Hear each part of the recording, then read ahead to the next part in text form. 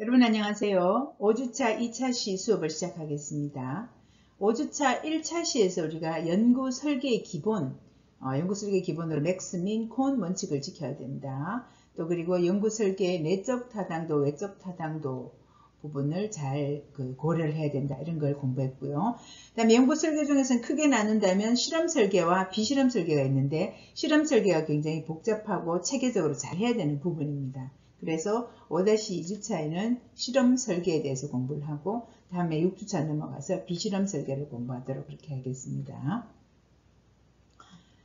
실험 연구 설계를 한번 보시면은요. 그 실험 연구에서는 무작위 할당하는 연구와 비무작위 할당하는 비동등성 대조군 연구가 있는데 무작위 할당하는 것이 연구 설계의 수준을 굉장히 높이고 연구 결과를 굉장히 믿을 수 있게 만드는 요인이 되겠죠. 그래서 연구 대상자를 무작위 할당하게 되면 무작위 할당해서 부인암 환자 집단 1, 2에 무작위 할당을 하게 되면 사전 동질성 확보가 됩니다. 그러면 그 환자 집단 1에는 실험 처치인 포괄적 PTG 향상 프로그램, 포스트 트라우마틱 그로스 향상 프로그램을 주고 그 다음에 무작위로 배정된 이 집단은 대조군이에요. 그래서 여기는 일반 스트레스 관리 프로그램을 줬어요. 이것이 독립 변수입니다. 이걸 줬을 때에 종속 변수로 포스트 트라우마틱 그로스, 외상 후 성장에 속하는 의도적 반축, 외상 후 성장 점수, 타액 콜티졸 점수 이런 것을 측정해 보도록 연구 설계를 했을 때는 무작위 대조군 여기 이제 뭐 전에도 재고 후에도 재면 전후 설계가 될 것이고 후에 한 번만 재면 무작위 대조군 사후 설계가 되겠죠. 그래서 그런 설계 내용을 어떻게 할 수 있는지를 배우도록 하겠습니다.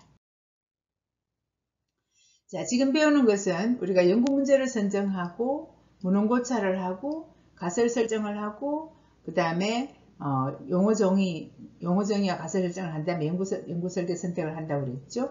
그래서 지난 이번 주 1차 시에 연구 설계 기본 조건을 배웠고 지금 우리가 연구 설계로 순수 실험 설계, 유사 실험 설계, 원시 실험 설계를 배울 것이고 다음 주에 비실험 설계 종류를 배울 것입니다.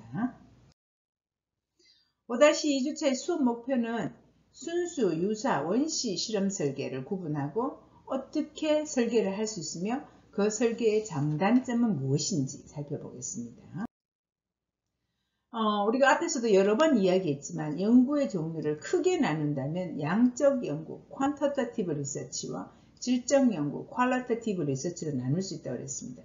양적 연구는 연구자가 자료 수집을 해서 그 수집된 자료의 숫자, 평균이 얼마인지 몇 회인지 이런 숫자 자료가 있는 경우가 양적 연구입니다. 그래서 그 양적 연구에서는 보시면 structured data, 구조적인 자료가 있고요. statistical analysis, 통계 분석을 해야 되고요. objective conclusion, 객관적으로 자료에 근거한 결론을 내려줘야 되고요. 연구 방법은 survey, 설문조사를 하거나 experiment, 실험을 하거나 이런 연구이고 이런 quantitative research는 그것을 experimental research, 실험 연구와 non-experimental research, 비실험 연구로 나눌 수가 있습니다. qualitative research는 질적 연구는 심층 면접이나 심층 관찰을 통해서 그 현상을 글로 잘 서술해서 어떤 현상이 있는지를 잘 파악하는 새로운 사실을 발견하는 그런 연구입니다. 그래서 이때 자료의 종류는 unconstructed data, 비구조화된 자료이고요.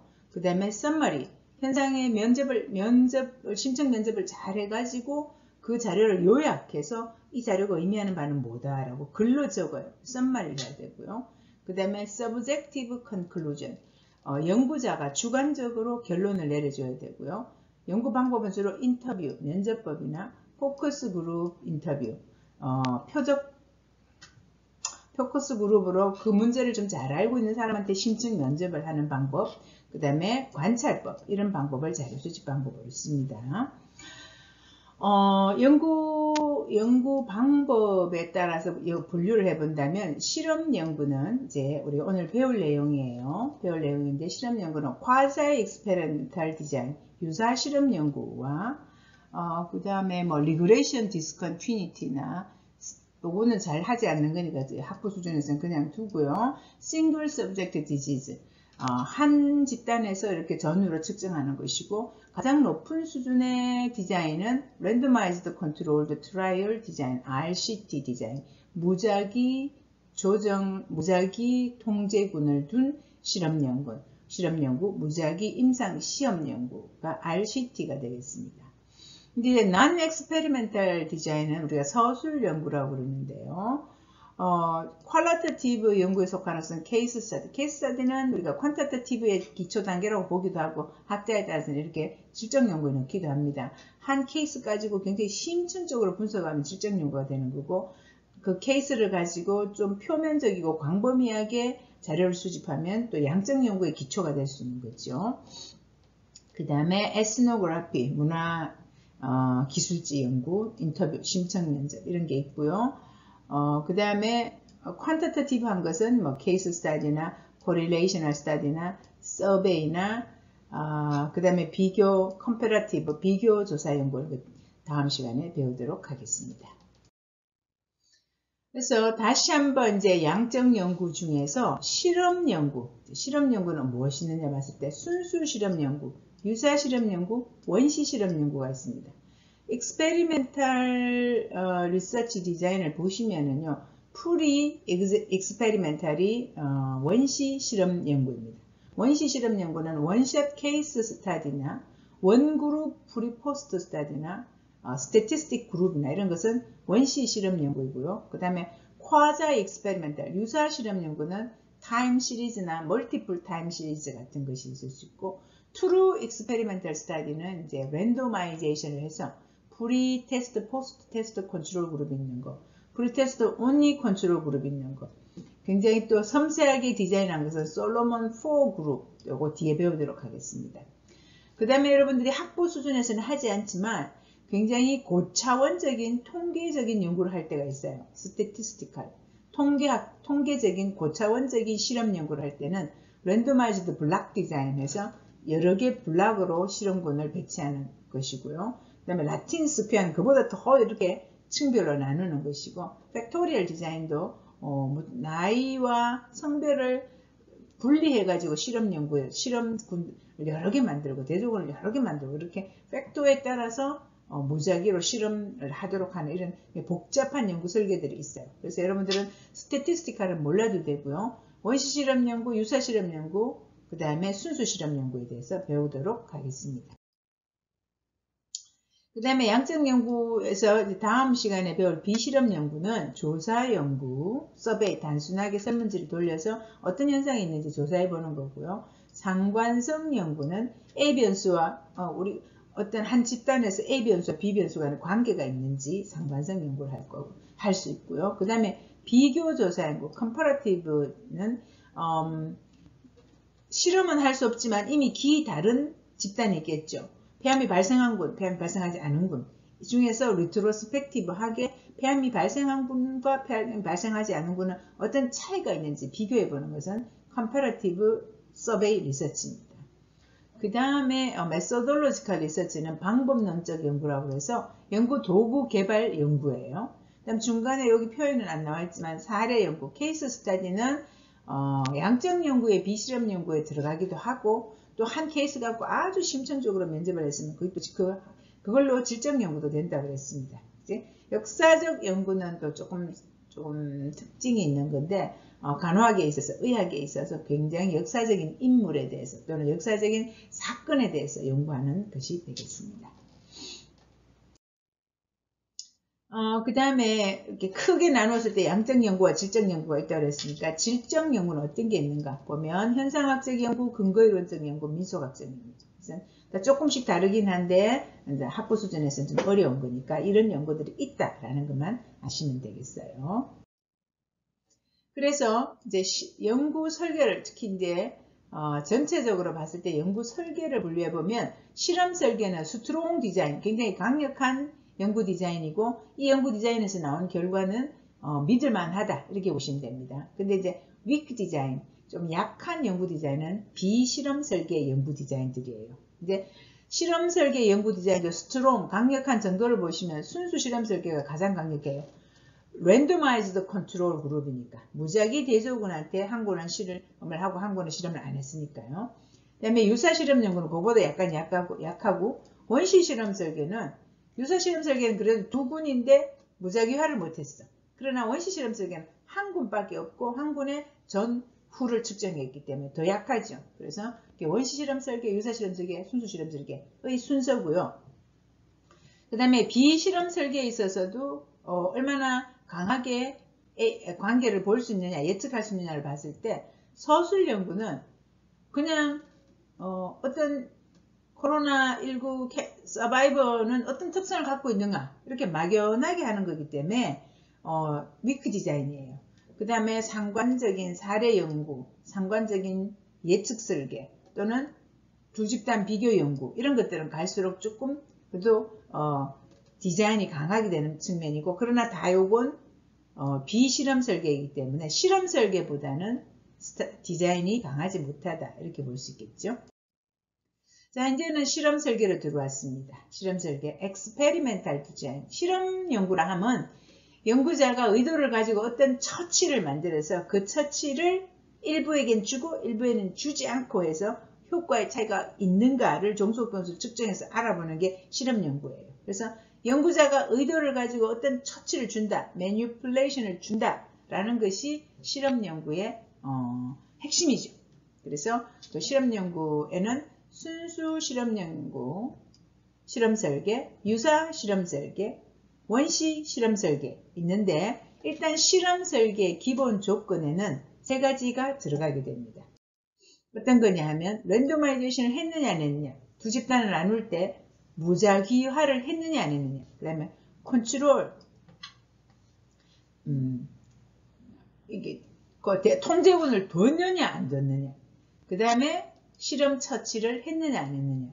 그래서 이 조건 중에서 실험 처치를 했느냐 안 했느냐는 순수 실험 설계건, 유사 실험 설계건, 원시 실험 설계건 실험 설계를 해야만 실험 연구가 될 수 있습니다. 그래서 어떤 연구든지 간에 요거 트리트먼트는 하게 되겠죠. 그래서 순수 실험 설계는 위 세 가지 조건을 다 만족해요.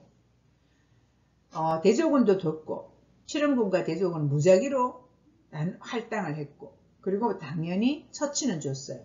그런 경우를 우리가 순수 실험 설계라고 그러고, 앞에서 얘기했는 RCT, Randomized Controlled Clinical Trial, 이렇게, 또는 Randomized Clinical Trial, 무작위 임상 시험 연구라고 얘기합니다. 순수 실험 연구.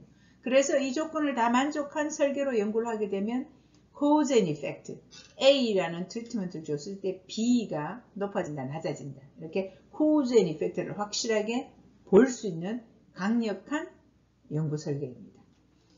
유사 실험 설계는 quasi experimental design인데 위 중에서 두 가지 조건을 만족해요. 트리트먼트는 무조건 해야 되겠죠? 주로 대조군을 두게 됩니다. 랜더마이제이션을 못했어요. 이런 경우가 많습니다. 유사 실험 연구. 원시 실험 설계는 이 세 개 중에서 한 개만 만족했어요. 뭐겠어요? 트리트먼트만 했어. 그래서 대조군도 두지 않고 한 집단으로 전후를 측정한다든지 이런 경우는 원시 실험 설계가 되겠습니다.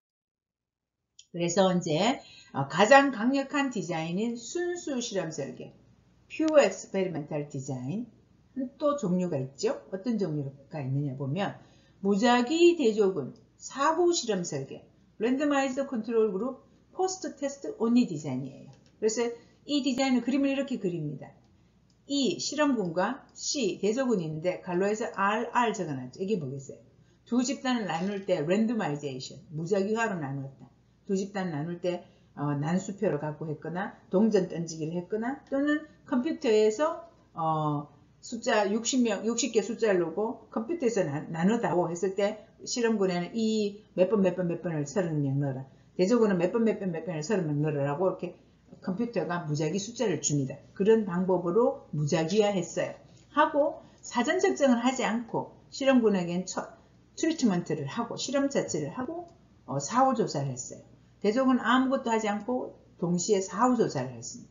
대조군 사후 조사만 했어요. 이런 경우는 랜더마이즈드 컨트롤 그룹 포스트 테스트 온리 디자인입니다. 문제점은 무엇인가 하면 여기 프리테스트를 하지 않았기 때문에 랜덤 어사인에 의해서 두 집단이 동질하게 이루어졌는지는 검토할 수 없는 게 약점이에요. 그 다음에 또 요 사후 점수만 측정했기 때문에 사전에 비해서 사후가 어떻게 주로 감소되었는지, 이건 그대로 있는지 사전 대비 사후의 변화를 알 수가 없어요. 그래서 혹시 이 사이에 매추레이션 효과나 히스토리 효과나 이런 거 들어가는 것을 찾아낼 수 없다는 것이 이 연구의 단점이 되겠습니다. 그래서 이 랜더마이즈드 컨트롤 포스트 테스트 온리 디자인의 해결 방안은 표본수를 증가시키는 거예요. 표본수를 보통 이렇게 여러분 이제 표본수는 G파워에 들어가 가지고 통계 방법을 T검정을 넣고 T검정을 넣었을 때 유의 수준을 0.0으로 잡고 효과 크기를 뭐 0.5나 0.8이나 0.3으로 잡았을 때 눌러보면 집단당 몇 명을 넣어야 된다. 이렇게 표본수가 나옵니다. 그럴 때 효과 크기를 작은 효과 크기로 넣어봐야 되겠죠. 이거는 사전 측정을 안 했기 때문에. 그러면 샘플 사이즈를 뭐 128명 하라, 32명 하라, 64명 하라, 128명 하라 이렇게 계산해서 나오게 됩니다. 그래서 가능하면 G파워를 이용해서 표본수를 증가시키면 이렇게 랜더마이즈드 컨트롤 그룹 포스트 테스트 온리 디자인했을 때는 조금 표본수를 증가시킬 필요가 있다는 겁니다. 그런데 이 포스트 테스트 온리 디자인밖에 쓸 수 없는 경우가 있어요. 어떤 경우냐면 사전조사를 할 수 없는 경우, 그 다음에 사전조사가 사후조사 결과에 영향을 많이 미치는 경우, 이런 경우 시험 효과가 우려되는 경우에는 사전조사 없이 사후조사만 하는 순수 실험 설계를 하게 됩니다. 장단점을 보시면 타당도가 있는 연구 설계예요. 왜냐하면 두 집단을 랜더마이제이션 했기 때문에. 그렇지만 장기간 연구가 진행되면 앞에서도 이야기했다시피 무슨 우려가 있느냐 하면 히스토리, 제3변수가 개입될 우려, 매추레이션, 성숙에 의해서 종속변수가 영향을 받을 우려가 있습니다. 그래서 항상 이렇게 사전조사를 하지 않는 사후조사만 하는 디자인에서는 연구자는 히스토리나 매추레이션을 어떻게 조정할 것인가를 고민해야겠죠. 자, 그 다음에 순수 실험 설계에서 많이 하는 실험 설계는 랜더마이즈드 컨트롤 그룹 프리 테스트 포스트 테스트 디자인입니다. 그래서 무작위, 대조군, 사전, 사후 실험 설계. 무작위, 대조군, 사전, 사후 실험 설계겠죠. 그래서 실험군과 대조군을 나눌 때 무작위하게 동전이나 난수표나 컴퓨터 프로그램을 이용해서 두 집단의 실험군과 대조군 두 집단의 무작위로 나누어진 다음 그 사람들에게 먼저 사전조사를 합니다. 한 다음에 실험군에 트리트먼트를 주고 대조군은 주지 않습니다. 그 다음에 다시 사후조사를 하게 됩니다. 이런 경우는 소규모 순수 실험 연구 때 이런 디자인을 하게 되고요. 동질성을 보장할 수 있죠. 이 사전조사를 가지고 통계 처리를 해서 두 집단이 동질하게 구성이 되어 있는지 하고 할당할 수 있습니다. 그리고 이렇게 실험 설계를 하게 되면 실험 결과의 민감도가 증가하게 됩니다. 어떻게 민감도가 증가하느냐 보면 일단 통계를 낼 때 두 집단의 사전값, 실험군의 사전값, 대조군의 사전값을 비교해서 두 집단 간의 사전값이 유의한 차이가 없다라는 게 판정이 되면 실험군의 사전값과 사후값의 비교, 대조군의 사전값과 사후값의 비교를 해보면 히스토리나 매추레이션 효과가 있는지 파악을 할 수가 있습니다. 그 다음에 실제로 값을 비교하는 것은 실험군의 사후값과 대조군의 사후값을 비교해서 이 A라는 트리트먼트의 효과가 정말 유의한 효과를 냈는지를 확인할 수 있습니다. 또 경우에 따라서는 실험군의 사전값에서 사후값을 뺀 값, 디퍼런스죠. 그것과 대조군의 사전값에서 사후값을 뺀 값, 이 디퍼런스 얼마나 많이 변했는가라는 그 변화값을 두 실험군과 대조군을 비교합니다. 실험군과 대조군의 차이값, 실험군의 사전사후 차이값, 대조군의 사전사후 차이값, 이것을 비교하는 통계를 할 수도 있어요. 그래서 이 디자인을 해놓으면 이렇게 다 비교가 가능하기 때문에 강력하게 설명할 수가 있습니다. 장점은 히스토리, 매추레이션, 테스팅 이펙트를 다 분리 가능하기 때문에 랜더마이즈드 컨트롤 그룹, 프리 테스트, 포스트 테스트 디자인은 인터널 발리디티, 타당도가 높은 디자인이라고 볼 수 있죠. 자, 그 다음에 더 이제 강력한 디자인이 무작위 복수 통제군 또는 대조군 실험 설계입니다. 솔로몬 4 그룹 디자인이라고 하는데요. 여러분 솔로몬 왕 아시죠? 지혜의 왕이잖아요. 그래서 연구 설계에서 나타날 수 있는 내적 타당도 위험 요인을 다 조정할 수 있도록 지혜롭게 만든 디자인이라고 해서 솔로몬 4 디자인이라고 합니다. 이 디자인을 자세히 보시면 여기까지는 랜더마이즈드 컨트롤 그룹 프리 앤드 포스트 테스트하고 똑같아요. 그렇죠? 실험군이 있고 대조군이 있고 랜더마이제이션 했고 사전조사 했고 실험군만 트리트먼트를 줬고 사후조사 다 했어요. 거기다가 실험군 2개를 더 줬어요. 컨트롤 그룹 2, 컨트롤 그룹 2. 4집단을 선정해서 4집단에 나누는 것은 다 무작위로 나눠줬어요. 나눠주고 난 다음 실험군 대조군 2에는 사전조사를 하지 않고 처치만 하고 사후조사만 했어요. 혹시 시험 효과가 있는지 여기서 확인해 볼 수 있겠죠. 그 다음에 대조군 3에게는 아무것도 하지 않고 사후조사만 측정했어요. 그래서 요 점수와 요 점수를 비교해 보면 시험 효과가 있는지 확인할 수가 있습니다. 요런 것을 보면 히스토리나 매추레이션이 있는지도 확인해 볼 수가 있습니다. 그래서 아주 강력한 연구 디자인이고 그러나 하기는 어렵고 대상자를 구하기도 어렵고 이런 디자인이 되겠죠. 그래서 사전조사를 한 대조군하고 관찰해서는 히스토리 매추레이션을 관찰하고 사전조사를 안 한 대조군하고는 테스팅 이펙트를 관찰하고 그런데 매우 강력한 이 디자인을 보세요. 아까 랜더마이즈드 컨트롤 프리 앤드 포스트 디자인처럼 사전 비교하고 사후 비교하고 사전에서 사후 실험군의 변화 또 대조군의 변화 볼 수 있지만 또 요거하고 비교해 가지고 테스팅 이펙트가 있는지 또 그 다음에 요 B하고 D하고도 비교하고 또 A하고 C하고도 비교하고 C하고 D도 비교하고 이렇게 각각 다 비교해서 내적 타당도 위협 요인을 다 찾아서 차단할 수 있는 디자인입니다. 근데 단점은 뭔가? 단점은 대상자 수가 2배 더 필요하죠.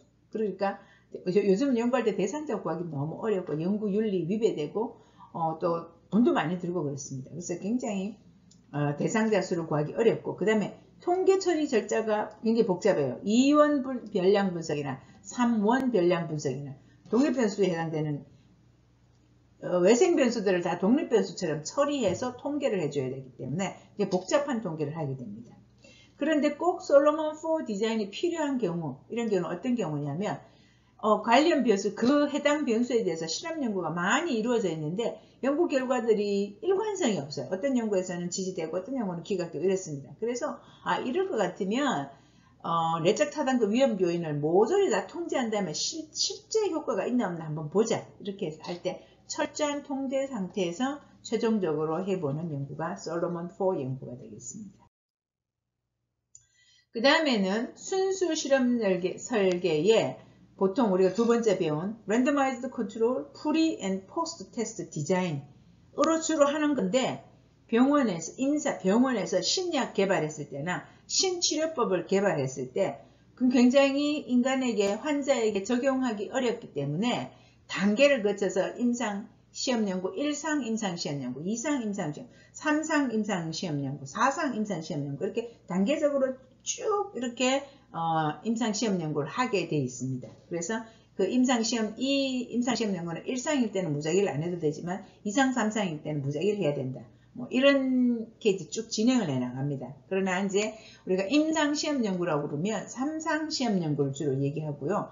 RCT, Randomized Controlled Clinical Trial, RCT 연구를 주로 하고 실험적인 약물이나 새로운 치료 방법을 검증하고자 할 때 임상 시험 연구를 하게 됩니다. 그래서 스텝 1에서는 어떤 신물질을 발견했어요. 뭔가 당뇨를 치료할 수 있는 정말 좋은 물질을 발견했어요. 신약 후보 물질을 합성하거나 자연에서 추출했어요. 그러면 스텝 2에서는 비임상 시험을 하게 됩니다. 인간을 대상으로 하는 것이 아니고요. 비임상, 임상이 병원이잖아요. 비임상으로 하는 거죠. 그러니까 실험실에서 개발된 신약 후보 물질을 동물 실험 연구를 해서 실제로 효과가 있는지, 안정성이 있는지, 인간에게 투여할 때 용량을 어떻게 해야 되겠는지 하는 그런 비임상 시험을 먼저 합니다. 그 다음에 이제 임상 시험 1상, 2상, 3상, 4상으로 들어오게 되죠. 임상 1상 시험은 신약 후보 물질을 최초로 인간에게 적용해서 안정성, 효능, 투약량을 확인하는 거니까 이때는 건강한 자원자에게, 건강한 환자 아니고요. 건강한 자원자에게 임상 1상 시험을 합니다. 거기서 큰 문제가 없고 효과는 있더라. 이렇게 되고 나면 그 다음에 임상 2상 시험으로 들어갑니다. 임상 2상 시험은 해당 경증 환자 100명 내지 300명 정도 대상으로 2, 3년간에 거쳐서 장기간 관찰하면서 이 약물이 효과가 있는가 해서 최종적으로 확정을 하게 됩니다. 2상 시험을 거쳐서. 그 다음에 이제 중요한 것이 임상 3상 시험입니다. 이 임상 3상 시험에서 자기 신약을 만드는 제약회사에서 열심히 3상 시험을 진행하지만 많은 경우에 임상 3상 시험에서 유효한 효과가 나지 않거나 부작용이 더 위험하거나 해서 거의 개발한 약물의 상당 부분은 폐기가 되고 정말 이 임상 3상까지 가서 정말로 효과가 있더라라는 약만 살아남아서 신약으로 나오게 되고 인간의 건강 향상에 크게 기여를 하게 됩니다. 그래서 임상 3상 시험이 굉장히 중요합니다. 이것은 해당 환자 1000명 내지 5000명 정도를 대상으로 2 내지 3년간 장기간 했고 이때는 무작위 대조군으로 하고 더블 블라인드는 물론이고 트리플 블라인드, 쿼드리플 블라인드 이렇게 해서 아주 철저한 무작위 임상 시험을 해서 정말 이 약이 표준으로 지금까지 쓰고 있던 약보다 더 효과가 있고 부작용은 적으냐 이렇게 철저한 임상 시험 연구를 하는 것이 임상 3상 시험입니다. 그렇게 되면 이게 신약으로 이제 인정을 받아서 환자들한테 쓸 수 있고 제약회사로서는 진짜 큰 이제 그 비즈니스가 생기는 거죠. 이렇게 해놓고 치료의 이 약을 환자들한테 쓰기 시작하면서 지속적으로 임상 4상 시험 연구를 하게 됩니다. 시판 허가를 받은 신약을 실제 임상을 하면서 쭉 가다 보면 장기간 썼을 때 무슨 일이 생길지 모르잖아요. 그래서 쭉 쓰면서 유효성, 안정성, 부작용 이런 자료를 수집하면서 신약의 최종 사용을 위한 연구해서 임상 4상까지 완료를 하게 됩니다. 그러나 임상 3상에서 효과가 있다, 부작용은 적다라고 판정되게 되면 신약 판매 허가가 되는 거죠.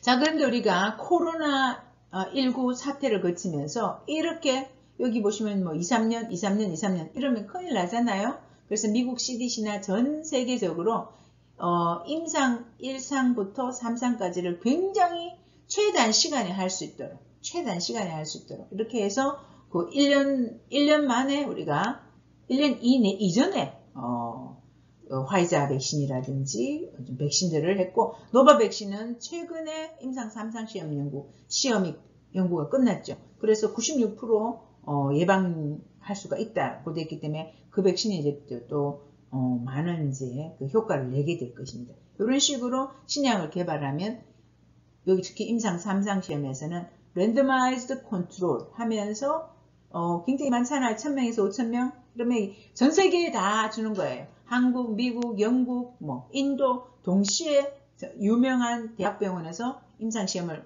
확 해서 그 약들을 어떻게 쓸 것인가. 그래, 여러 인종에게 다 해봐야지 그 약을 여러 인종에 팔 수 있겠죠. 그래서 이제 이렇게 광범위하게, 무작위하게 임상시험 연구를 하게 됩니다. 그래서 이제 1상 임상시험은 새로운 약물 초기 검진 단계고, 그 비임상에서 동물한테 했고요. 1상에서는 신약 후보 물질을 사람에게 처음 투여하게 되고요. 적정 용량 얼마 줘야 될 것인가, 효능이 안전한지 하고 건강한 지원자 20명에서 80명 소수에게 하게 됩니다. 그 다음에 이상 임상 시험으로 들어가게 되면 1단계에서 확인된 약물 용량을 적용해서 효능과 부작용이 어떤지 예비적인 증거를 확인하는 단계입니다. 그래서 약물의 유효성과 안전성을 증명하고요. 적정 용량, 용법을 정해야 됩니다. 그래서 경증 환자 100명 내지 300명 대상 이제 2, 3년 장기 관찰을 하게 됩니다. 이때는 아주 엄격한 실험 연구를 하지 않습니다. 그래서 1상 연구, 2상 연구는 대조군 없고요. 무작위화하지 않고요. 사전조사 성격, 파일럿 스타디 성격으로 하게 됩니다. 그래서 3상 임상 시험이 이제 RCT가 되는 거죠. Randomized Clinical Trial 또는 Randomized Controlled Clinical Trial. 그래서 신약의 효과를 기존 표준 약물 효과하고 비교해서 이 약물이 더 우수하구나 하고 이제 결정하는 단계예요. 그래서 엄격한 임상 실험 설계를 하게 되고 2, 3년간 장기간 관찰하고 다기관 RCT. 그래서 한 나라에서도 다기관에서 여러 대학병원에서 하고 또 한 국가에서 하지 않고 미국과 중국과 한국과 유럽과 이렇게 다국가 다기관 RCT를 하게 됩니다. 그리고 해당 환자는 보통 1000명 내지 5000명 아주 다기관 다국가를 하니까 많은 환자에게 하게 되겠죠. 그래서 임상 3상 시험에서 유의하게 효과가 있는 걸로 나타나면 신약의 허가심사 CDC나 우리나라의 질병관리본부에서 신약 허가 심사를 해서 승인하고 신약 시판을 하게 됩니다. 그래서 클리니컬 트라이얼스 이거 미국 그 홈페이지 여기 들어가면 어떤 약이 지금 신약 임상 시험 중이고 3상이 진행 어느 정도 되고 있고 결과는 어떻다라는 걸 이 홈페이지에서 볼 수가 있습니다. 그 다음에 4상 임상 시험은 종단적 경우 longitudinal study로 이제 환자들한테 줘놓고 지속적으로 그 환자들 상태를 쭉 이렇게 살펴보는 거예요. 신약의 법적 판매 허용 뒤에 예상하지 못했던 부작용이 나타나는지 이런 것을 알아보기 위해서 하고요. 또는 그 약이 생각지도 못했던 양효과가 있는지 이런 것을 시험해 보는 거예요.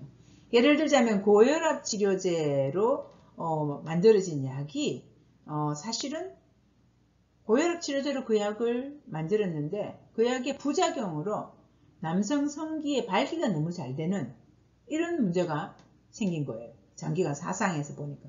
그래서 나중에 그 약에서 고혈압을 치료하는 성분을 빼고 발기를 잘 하게 하는 성분을 넣어갖고 바로 발기부전 치료제로 만들게 됐죠.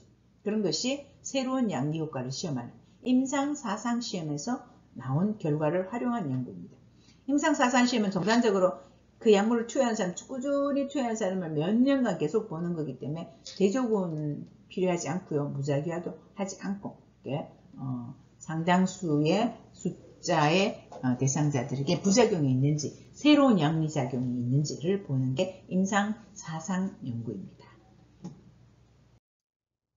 그래서는 임상시험 연구를 하는 사람들은 이제 이 연구비를 따가지고는 연구 책임자가 있어요. PI라고 부릅니다. Principal Investigator. 즉 연구를 최고 책임지고 있는 사람이겠죠.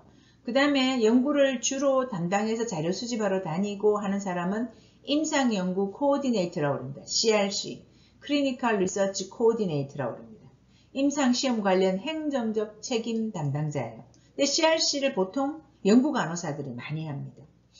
시험자 측은 이제 이 연구를 의뢰받은 병원의 의사, 이 사람 연구자가 시험자 측이고요. 의뢰자 측은 주로 제약회사겠죠. 신약을 개발했기 때문에 제약회사에서 이런 연구를 해달라, 어떻게 무작위화 해달라 이렇게 오겠죠. 그러면 CRC는 시험자 측과 의뢰자 측을 연결하고 그 모니터 방문에 앞서서 자료를 미리 검토하고 그래서 근데 이제 주로 CRC는 이런 역할을 하지만 시험자 측에서 고용된 사람이에요.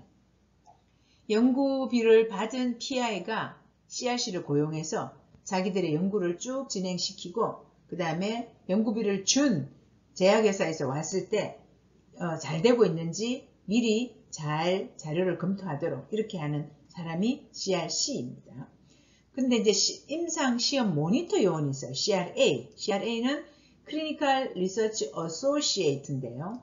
이 사람은 제약회사에 고용되어 있는 사람이에요. 의뢰자 측이에요. 의뢰자 측. 제약회사나 또는 CRO는 연구개발 대행 기업이에요.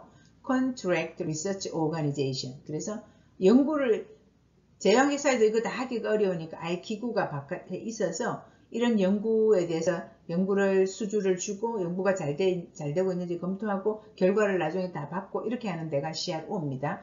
CRO 내지는 제약회사가 이제 의뢰자 측이 되겠죠.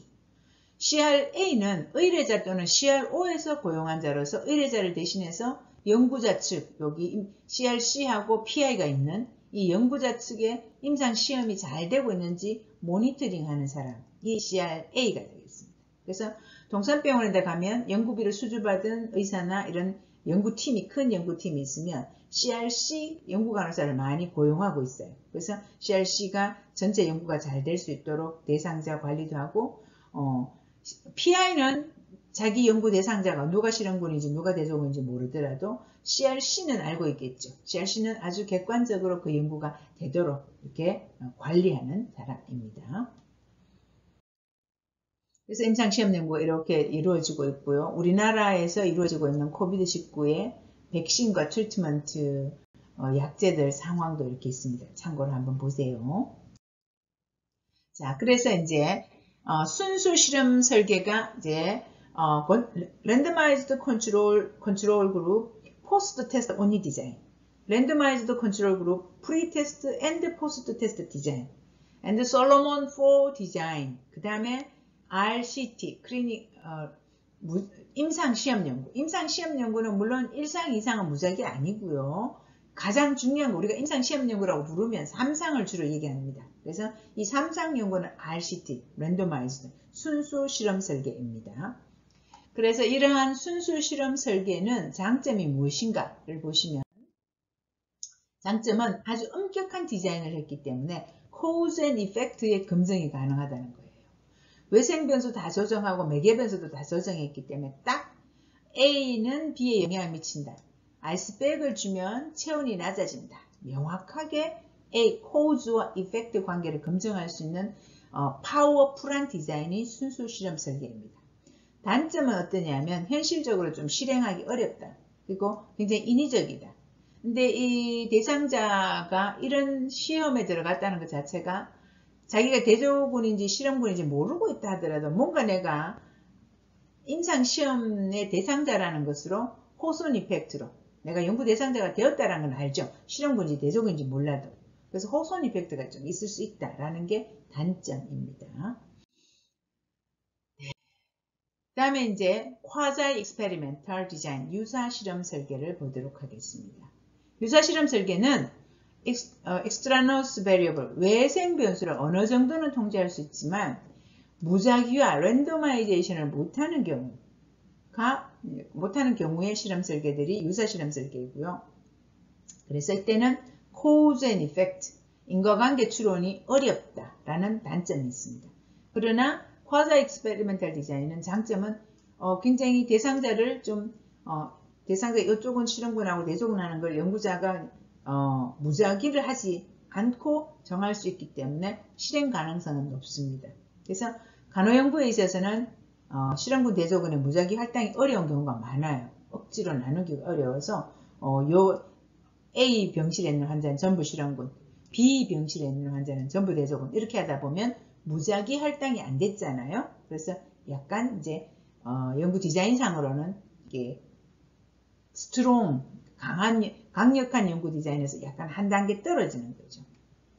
그리고 경우에 따라서는 이미 존재하는 집단을 대상으로 연구할 때는 이미 존재하는 연구, 연구자가 의도적으로 트리트먼트를 주는 게 아니고 이미 존재하는 연구예요. 예를 들자면 A병원은 ICMP라는 간호정보체계를 사용하고 B병원은 난다닉낙이라는 간호정보체계를 사용하고 있습니다. 그러면 이 두 개의 효과가 어떤 것이 더 좋은가라는 것을 비교할 때는 연구자가 자기가 이렇게 이 병원 보고 이거 하라, 저거 병원 보고 저거 하라, 참 하기 어렵잖아요. 그런데 이미 병원들이 다른 걸 쓰고 있는데 이것의 효과가 다른지 종속 변수를 측정해 볼 때는 무작위로 집단을 배정한 게 아니기 때문에 quasi experimental 디자인입니다. 유사 실험 설계에 들어가는 디자인의 종류들을 살펴보면 비동등성 대조군 사후 설계, Non-Equivalent Control Group, Post-Test Only 디자인입니다. 그림으로 그려보면 실험군과 대조군이 있고 사전조사는 둘 다 하지 않고 실험군은 트리트먼트를 하고 사후조사를 했고 대조군은 아무것도 하지 않고 사후조사를 했어요. 무작위 랜더마이즈드 컨트롤 그룹 포스트 테스트 온리 디자인하고 똑같고 여기 갈로에서 RR이라는 것만 없다고 보시면 되겠죠. 그래서 무작위 통제군 사후 설계하고 유사하지만 무작위화를 하지 않은 연구 설계입니다.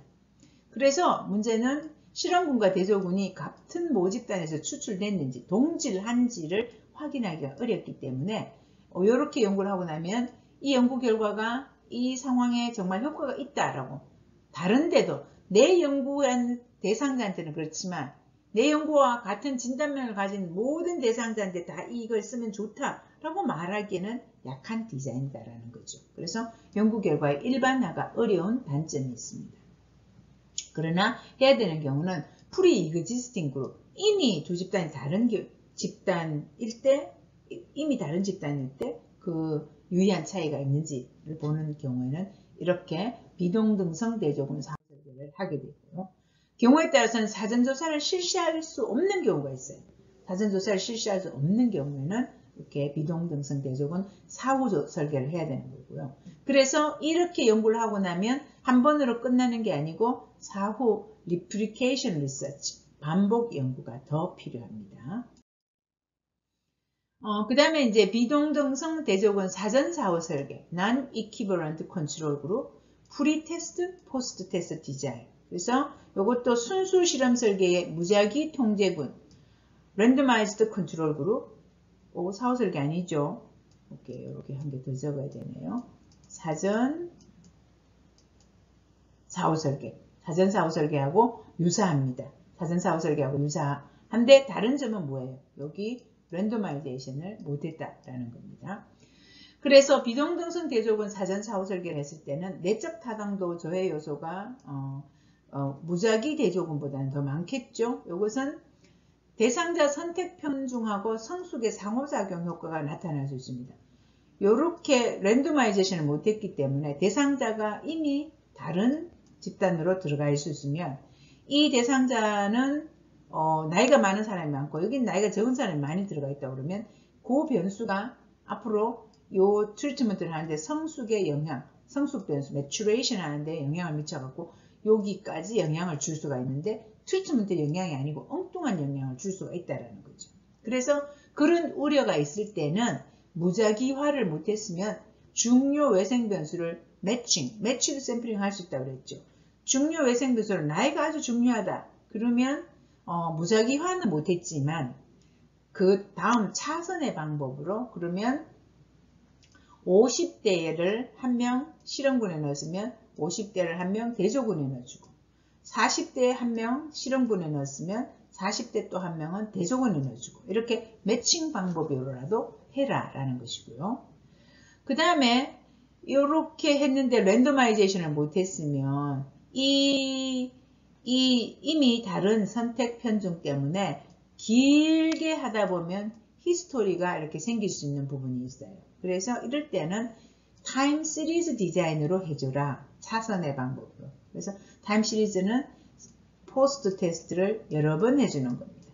이렇게 하면 이 트리트먼트가 효과가 쭉 지속되는지 아니면 중간에 어떤 특별한 일 때문에 다 같이 올라가면 이 트리트먼트 효과가 아닌 것인지 그것을 파악할 수 있기 때문에 차선책을 생각해 줘야 되는 디자인이 Non-Equivalent Control Group Pre-Post 디자인입니다. 그 다음에 유사 실험 설계 중에 모의 대조군 전후 설계라는 게 있어요. Simulated Control Group Pre-Test, Post-Test입니다. 이거는 이제 더 힘이 좀 약해요. 왜냐하면 실험군 대조군이 있는데 랜더마이제이션 못했어요. 그런데 실험군은 처치하고 사후조사만 했어요. 대조군은 사후조사만 떨렁했어요. 그래서 비교할 수 있는 값은 대조군의 사전조사 값과 실험군의 사후조사 값인데 어때요? 비교를 했지만 같은 집단이에요? 다른 집단이에요? 다른 집단의 값으로 사전 사후를 비교했는데 이때 모의 대조군 Simulated Control Group은 대개 성격이 비슷한 집단이다. 코호트 집단이다. 동질환 집단이다. 라는 판정이 있을 때 이렇게 하게 되는데 어쨌거나 다른 집단의 사전값 A 집단의 사전값과 B 집단의 사전값, 사후값을 두 개를 비교해서 사전에 비해 사후가 좋아졌다. 이렇게 얘기하려고 그러니까 굉장히 힘이 드는 약한 디자인이 되겠죠. 사전조사는 대조군에, 사후조사는 실험군에만 실시해서 이 대조군의 사전조사값과 실험군의 사후조사값을 비교합니다. 이런 연구 설계를 꼭 해야 되는 경우가 어떤 게 있냐면 테스팅 이펙트, 시험 효과의 우려가 굉장히 큰 연구일 때는 이렇게 할 수밖에 없습니다. 여기 사전조사를 하면 이 사후조사 점수가 굉장히 영향을 많이 받는다는 거예요. 또는 사전조사 하는 게 너무 어려워서 조사를 하는 게 너무 어려워서 2번 하기 어렵다. 이런 경우에는 하는 수 없이 모의 대조군 전후 설계를 하게 됩니다. 그래서 다른 집단의 사전 사후조사를 직접 비교하는 것이기 때문에 또 코호트 연구라고도 부르기도 합니다.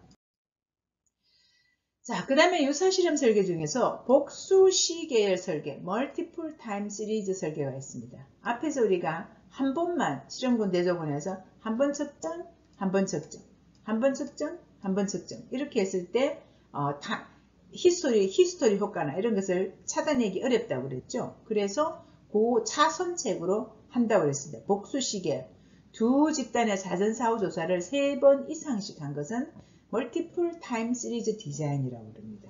그래서 멀티플 타임 시리즈 디자인을 해놓으면 그냥 한 번 한 것보다는 그냥 한 번 해서 실험군과 대조군이 이렇게 달랐다라고 그러면 찜찜해요. 그런데 3번 했는데 대조군은 낮았고 3번 하니까 실험군이 다 높았다. 이러면 그건 좀 믿을만해. 이렇게 될 수 있겠죠. 그래서 멀티플 타임 시리즈는 조금 쿼자 익스페리멘탈 중에서는 조금 더 힘이 있는 디자인이다. 이렇게 보시면 되겠습니다. 그래서 이러한 유사 실험 설계의 장점은 실용성 하기가 좋다라는 거고요. 자연 상황에서 억지로 막 배분하지 않고 자연스럽게 A 병원에 있는 환자, B 병원에 있는 환자 이렇게 했기 때문에 일반화하기는 좀 좋습니다. 그렇지만은 간호연구에서 우리가 가능하면 순수 실험 연구를 하도록 앞으로 노력을 더 많이 해야겠죠. 유사 실험 설계의 단점은 보시면 코우즈 앤 이펙트를 추론하기는 어렵습니다. 왜냐하면 여러 가지 외생 변수, 히스토리나 매추레이션이나 테스팅이나 이런 것들이 들어갈 수 있기 때문에 그래서 가능하면 조금 더 이제 외생 변수를 통제하는 방법, 매칭 샘플링을 한다든지 타임 시리즈를 한다든지 이렇게 외생 변수를 통제하는 방법을 고민해 봐야 되겠습니다. 그 다음에는 가장 약한 실험 설계인 원시 실험 설계, 프리 익스페리멘탈 디자인입니다. 원시 실험 설계는 단일군 사후 설계, 원샷 디자인이 있습니다. 그냥 실험군 한 개만 있어요. 대조군이 없어. 그리고 한번 처치를 한 다음에 사후 측정만 해요. 사후 측정만 딱 해요. 한 번만. 그러니까 이게 가설을 세울 수도 없는 거예요. 비교할 수 있는 변수가 비교할 수 있는 값 2개가 없어. 처치 주고 한 개만 측정. 사후값밖에 없으니까.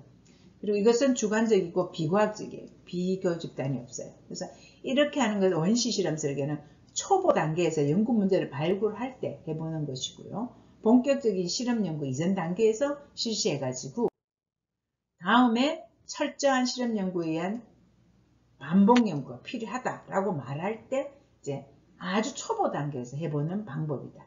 내외적 타당도는 다 위험이 있어요. 다 위험이 있습니다. 그 중에서 원시 실험 설계 중에서 그래도 이제 조금 더 낮게 이제 만들어 보려면 단일군 전후 설계가 있어요. 원그룹 프리 포스트 디자인. 집단이 한 개밖에 없어요. 컨트롤 없습니다. 그리고 사전에 측정하고 실험하고 사후에 측정했어요. 그러나 이것은 사전과 사후 값을 비교해 볼 수 있겠죠. 그런 면에서는 두 개의 값이 있어서 비교해 볼 수 있어요. 그러나 이 값의 차이가 단순히 트리트먼트의 차이인지, 히스토리의 차이인지, 매추레이션의 차이인지, statistical regression.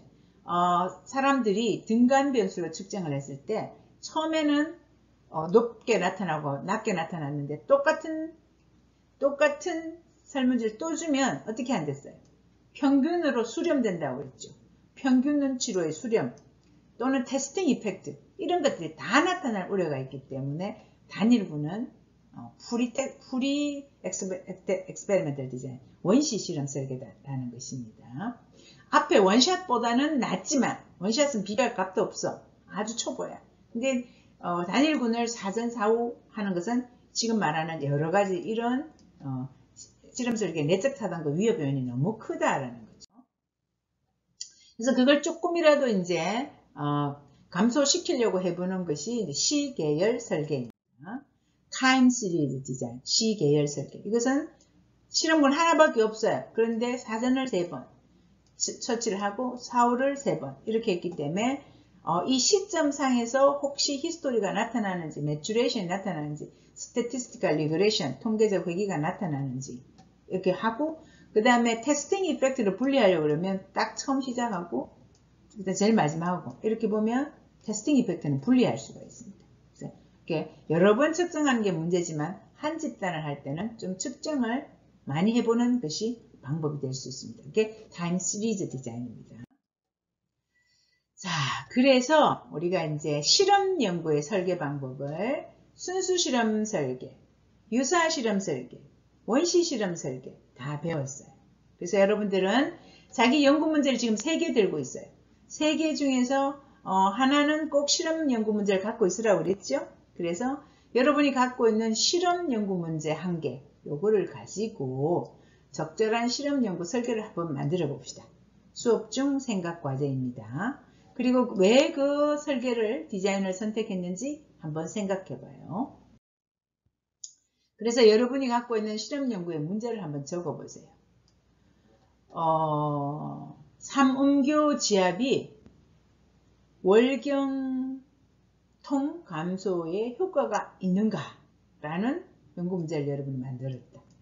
그러면 바람직한 실험 연구 설계를 만들어 보겠어요. 바람직한 거하고 현실적인 거. 바람직한 아이디어란 거니까 뭐 해야 되겠어요? 순수 실험 설계를 세워봐야겠죠? 바람직한 거니까. 순수 실험 설계. 바람직한 거. 그래서 내가 실험군과 대조군을 두고 이것을 랜더마이제이션을 할 거고 그 다음에 사전에 월경통을 측정할 거고 트리트먼트를 주고 사후에 월경통을 측정할 거야. 대조군한테도 사전에 월경통을 측정할 거야. 그 다음에 트리트먼트 삼음교 지압은 하지 않을 거야. 그 다음에 사후에 월경통을 측정할 거야. 그럼 이제 여러분 이렇게 그릴 수 있겠죠? 왜 이 디자인을 선택했는지 이유를 적어보세요. 그 다음에 같은 연구 문제를 가지고 현실적인 내가 학생이고 우리 팀에서 이 연구를 한다면 이렇게 하기는 어려울 것 같아요. 그래서 내가 현실적으로는 어떻게 할까? 현실적인 것을 한번 만들어 보세요. 그럼 여러분이 과자의 엑스페리멘탈이나 프리 엑스페리멘탈 디자인에서 여러분이 하고 싶은 디자인을 만들 수 있겠죠? 왜 그런 디자인을 선택했는지 이유를 적어주세요. 그렇게 해서 실험 연구, 여러분이 갖고 있는 문제에서 실험 연구 설계를 한번 만들어 보는 연습을 하는 것으로서 오늘 수업은 마치도록 하겠습니다. 수고하셨습니다.